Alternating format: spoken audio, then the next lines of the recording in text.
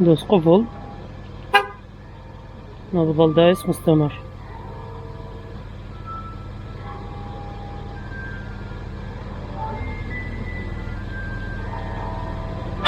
هاي تدوس مرتين مستمر بسرعة تشتغل، ما تظل دايس مستمر. هذا الصوت مالته.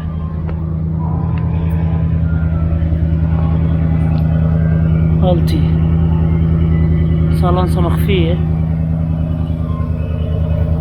اسمع الامريكي صوته واحد يعني يعني ما يتغير. عليكم شباب، موضوعنا اليوم هو عن تاهو، وان شاء الله نشوفكم اياها ونشوفكم مواصفاتها.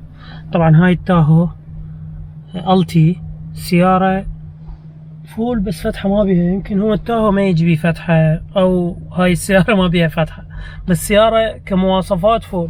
تدفئة تبريد كراسي، والسيارة كلش حلوة. خلينا نطلعها برا على الشمس ونشوفكم السيارة شلون تنساق وشلون شنو مواصفاتها. تابعوا الفيديو شباب. داخل شباب هذا نظام الجير مالتها، دقم زين، هاي دي ان تفاصيل الجير منها كلش حلو. بس احنا منزلين الجام هسه، شوف من تصعد الجام انتهى، يعني صارت قاصة، كل شي ما تسمع برا. عزل مالتها كلش حلو. خلينا نشوفكم هذني. هنا ايش عندنا؟ الهاند بريك او السايد بريك كهرباء، محافظة على المسار، تراكشن كنترول، الحساسات الامامية والخلفية اذا تريد تشغلهن وتطفيهن. وهنا ايش عندنا؟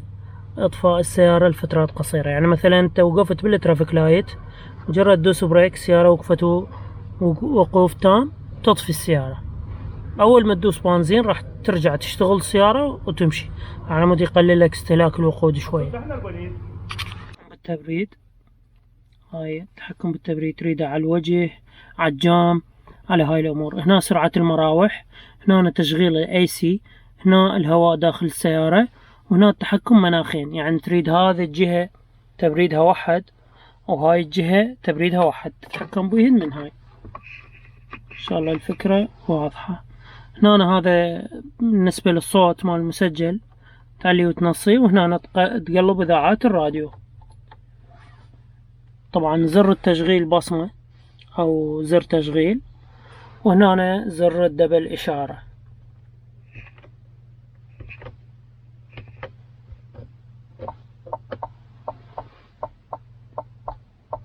دبل اشارة اشتغلت. هنا عندنا نظام الدفع، نظام الدفع اذا تريده اوتو او فور او صعود منحدرات او هيك، يعني هيك شغلات، او تو ويل. الافضل هو خليه تو ويل حتى يصير اقتصاد باستهلاك الوقود اكثر. هنا التحكم باللايت اوتو او مثل ما انت تريد. طبعا شوفوا هنا هاي الترحيب، علامات الترحيب، يعني من تسد الباب السيارة ترحب بيك. هنا التحكم بالرادار الامامي والمحافظة على المسار، يعني مثبت السرعة الذكي. وهنا الأوامر الصوتية والراديو والمسجل وهذين الأمور. نجيكم على هاي الهوسة اللي هنا، ما شاء الله بيها وايد قم. هنا التسخين الظهر منفصل وحده، أو تريد الظهر والمقعد تسخين مالته. زين شباب، شفنا السيارة من الداخل، خلينا نشوفها. السيارة لي ورا، الكراسي منفصلة مثل ما تشوفون، راح نشوفها من ورا، والنوب نشوفكم السيارة من الخارج. هاي الباب اللي ورا شباب، نظام الصوت بوز، 12 سماعة، هذا جلد، هذا جلد، هذا خشب جلد. وهنا همين بها سنتر لوك، واربع البيبان بصمة. طبعا الكراسي منفصلة، وهنا الكراسي، وكل الكراسي جلد ما شاء الله. هنا التحكم بالتبريد الخلفي، التبريد منين يجي؟ من فوق. هنا هاي علاقة صغيرة تعلق بها شغلاتك، وهنا كمين وحدة ما بيها شي. بعد السيارة نحكي لكم عليه، حكينا كل التفاصيل. السيارة كمساحة، مساحتها بعد تاهو والعز الله وعدكم علم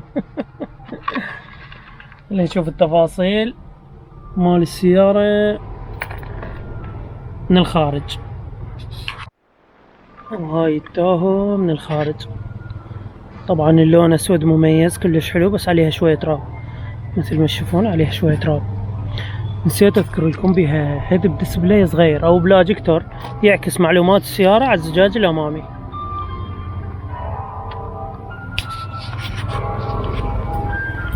هاي بيها من هنا كردة صغيرة راد لها تكحيلات، هاي مال التحميل هاي الكردة فقط. هو حادثة كامل، اللي يحب يشوف حادثة عادي بس راس الحسون على الواتساب يدز لك صور الحادثة ويدز لك رقم الشاصي وانت تتأكد من المعلومات. خلينا نشغل لكم الدبل الإشارة ونشوف السيارة شلونها بالدبل الإشارة. هاي السيارة يا شباب، هاي الدبل الإشارة مالتها. هذا اللايت شلون عليه كفر كبير، ابي يعني كريستال هيجي. تايرات السيارة 18 65 265، احنا يسمون 65 65.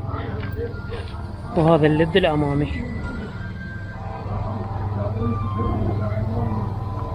السيارة بدون رقم، فحص مؤقت، سعرها 4 دفاتر و70.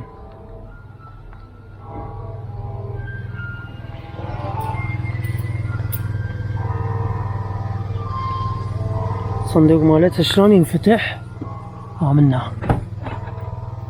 هاي بس الجام، هاي هيجي تفتح بس الجام. نشوف الصندوق مالتها شلون ينفتح. طبق الصندوق مالتها من هنا ينفتح كهرباء.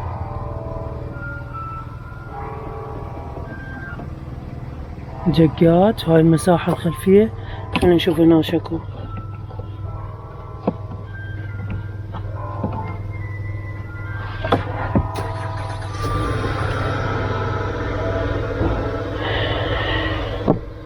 عندنا بلك سويتش كهرباء، خاف تخلي ثلاجة هنا او فشي تقدر تشغلها هنا ما عندك مشكلة.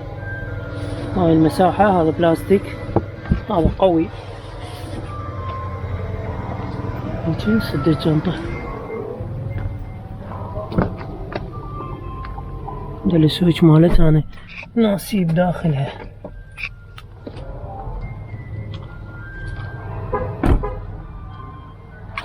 دوس بريك، وهذا الجير مالتها نرفعها هيك. شوف بس اخذت دي قفلت السيارة. سايد بريك بقى مرفوع، هذا هنا، هذا واضح. مجرد راح تشيل رجلك من البريك وتدوس شوية بنزين راح ينفتح السايد بريك. فهاي شغلة السايد بريك بالتاهو. بس ما شاء الله مراياتها كبيرة. هي السيارة رغم ما هي كبيرة بس مراياتها همين كبيرة، مسيطر يعني بالقيادة مالتها. ماشي. طبعا حساس امامي خلفي، سمعتوا هاي الطوط صغيرة، هاي الحساس الامامي استشعر انه اكفت شي قريب قدامه داس بريك. ما شاء الله الشاشة مالتها كلش واضحة، يعني الكاميرا مالتها والشاشة مالتها تعطيك وضوح ودقة كلش حلوة. طبعا بالتصوير ما راح تبين حيل واضحة، بس بالحقيقة اوضح بعد بهواي. هسه شندوس بارك دقمة زين. بس الهاند بريك ما انسحب، لازم انت تروح تضغط الهاند بريك. هذا الهاند بريك او السايد بريك. هسه نطفي السيارة ونكمل لكم التفاصيل شباب. نجرب لكم السيارة من منظور الشخص الاول. نلبس الحزام وناخذ النفر بالسيارة.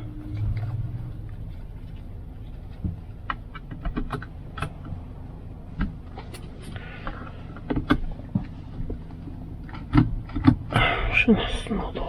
ما يشتغل شنو؟ يا ولد الحزام ما يشتغل، خل تولع السالفة، خليه هدي. يلا بسم الله. مصيبة سيارة كبيرة.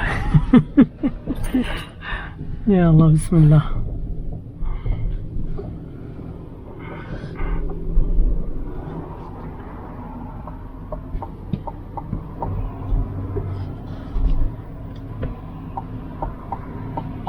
نحاول وضع القيادة سبورت. بسم الله.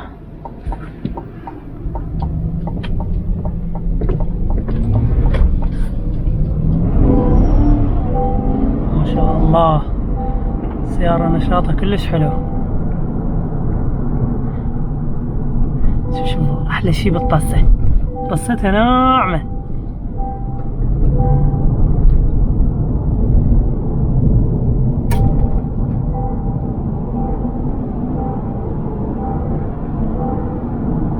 تاو العز الله.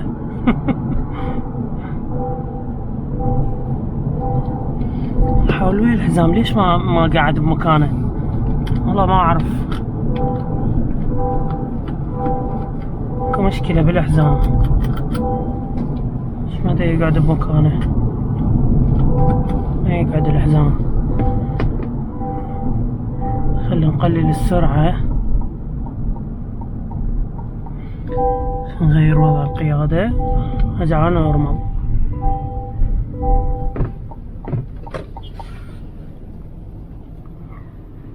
يا شباب راح نشوفكم السيارة من جوا. دوس ار يعني بيك، بارك يعني نوقف، وندوس سايد بريك. وين السويتش؟ هذا السويتش. شوف السيارة يا شباب، هاي السيارة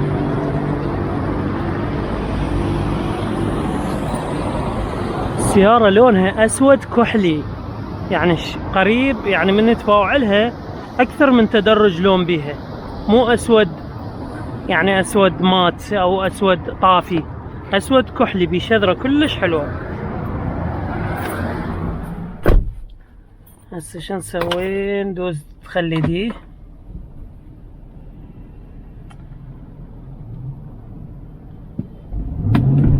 ما شاء الله ما شاء الله. السيارة طبعا جاماتها من تصعدهن العزل فول.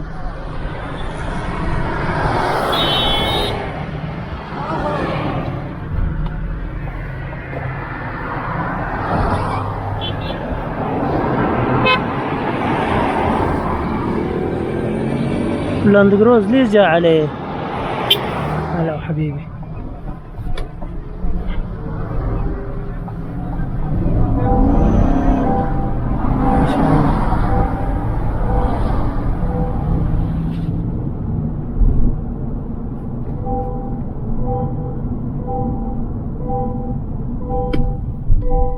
بريك السيارة كلش حلو ما شاء الله، يعني بريك يجاوب وياك. سيارة نورمال، خلي السيارة سبورت.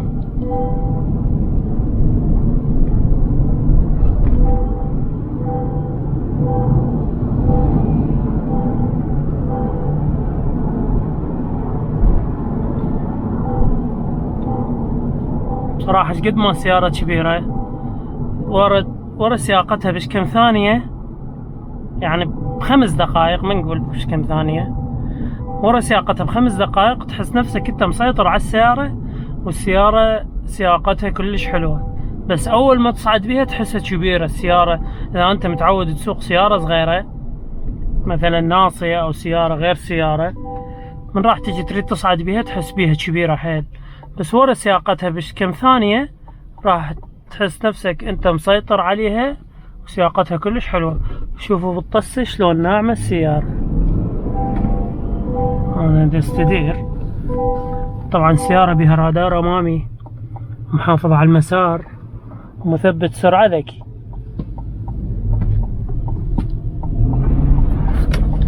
افترت السيارة.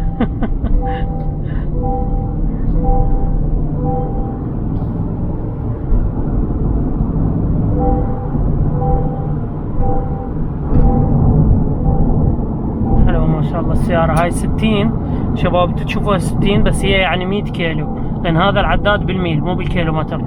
اذا بالكيلومتر معناتها هسه جاي يمشي 100، بس انت ما تحس السيارة تمشي 100. زين هكذا تنتبه، هسه مكتوب ميل قدامه مو كيلومتر. الله الله،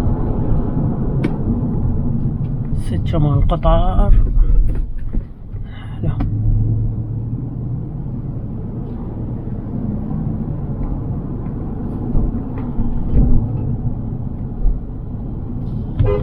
هذا هورن السيارة شباب، دائما يسألوني على هورن السيارة. هذا هورن السيارة. راح ندوس دوسة صغيرة والسيارة على السبورت. دوس.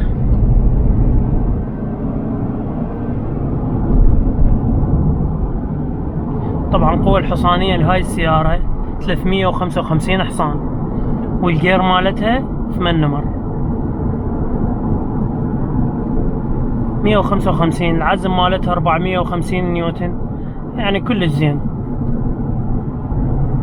على حجمها. سيارة 8 سلندر 5300، كلش زين. بس خفوف تحت بالإشارة. الله،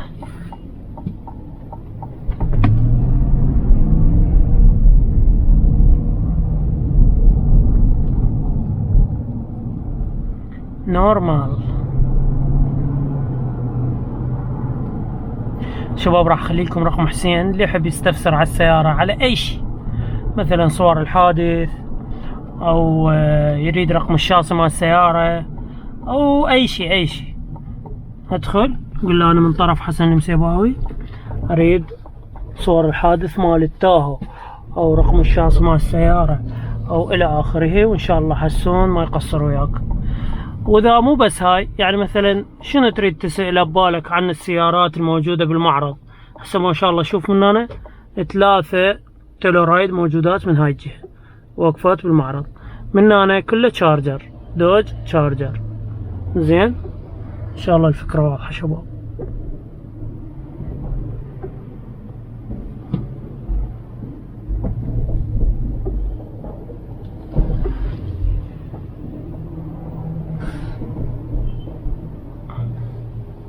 راح اخلي لكم رقمه بالوصف.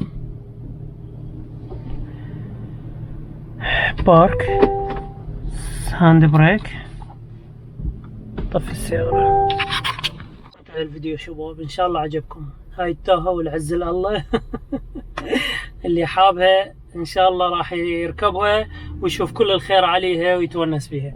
السيارة كلش حلوة ومريحة وعزلها حلو، من تسوقها كأنما انت قاعد على بساط ريح ما شاء الله. بصراحة تجربة السيارات يومية تخليك تستمتع بسيارة وتحب سيارة جديدة بصراحة. خوش، أنا أول مرة أجرب تاهو وسايقها يعني، بس ما مجربها مثل هاي التجربة، فعجبتني حيل ما شاء الله. واللي يشوفها شايف واللي يشتريها شايف كل الخير عليها. لهنا وانتهى الفيديو، في مال الله.